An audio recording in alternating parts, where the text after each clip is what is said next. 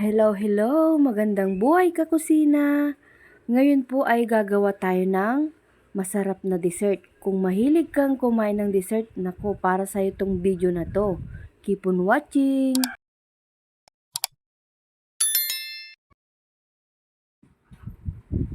Narito ang mga sangkap natin. 2 pack na Graham Crush. Pwede rin po kayong gumamit ng Graham crackers, pero kailangan durugin nyo pa. May nabibili namang ganyan, kaya Graham Crush na lang yung ating gagamitin. Tapos yung ating marshmallow, manga flavor din, condensed milk. Tapos meron tayong bowl dito at spatula. Ngayon naman, umpisa na natin. Ibubuhos ko na dito yung ating Graham Crush. Hindi ko po ilalagay lahat kasi magtitira tayo ng mga kaunti lang po para pang-coated dito sa ating mga balls na nagawa. Itong dessert na ating gagawin, 3 ingredients lang po ang ating kakailanganin. Ayan, may masarap na na dessert ka na. So ayan, naglagay tayo ng butas sa gitna.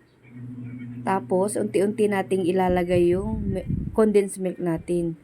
Huwag natin itong bibiglain para lahat po malagyan. Ayan, halo-haloin natin hanggang sa makoted lahat.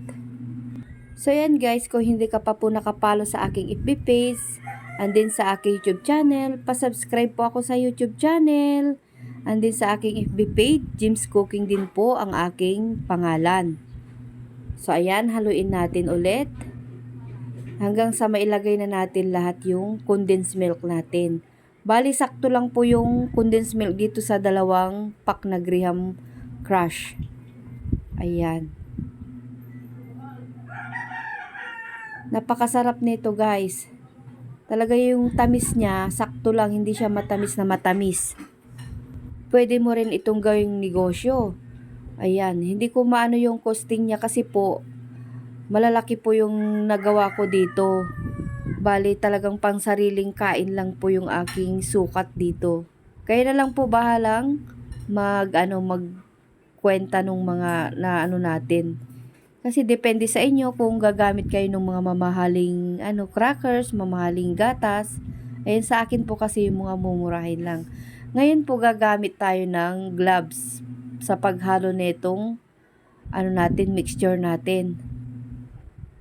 Makunat na makunat yan guys, kaya kailangan nating kamay, hindi nakakayanin ng spatula.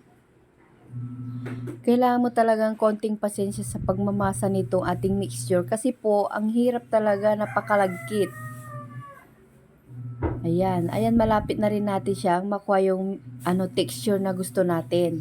So ito na siya guys. Ayan, maghuhulma na rin tayo. Ito yung ating Graham Crush na ating paggugulungan mamay pagtapos. Ngayon guys, nagtry ako magkamay. Naku, dumidikit pala guys. Ang hirap pala pag nakakamay ka. Ayan, peeled talaga. Kaya nag-gloves ulit ako. At naglagay ako kaunting mantika. Ayan, okay na siya. Hindi na siya dumidikit. Kaya mag-gloves po kayo at lagyan nyo ng konting oil. Napakadali na lang siyang hulmain. Ganyan lang kadali. At may masarap ka ng dessert. Ayan. Pagtapos nating mahulma, ipapagulong natin dito sa Graham Crush natin.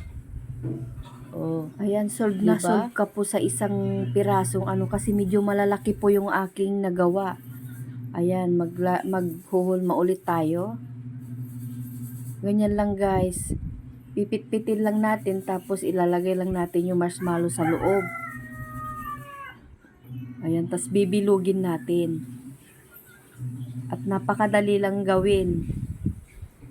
Ayan, tas ilalagay natin ulit dito sa Graham Crush natin.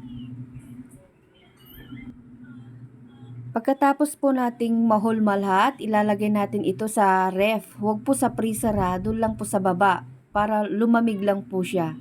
Masarap ito pag malamig guys.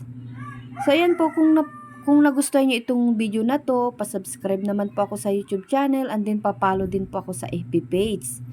Ayan. Tingnan nyo naman guys, at may dumudukot na.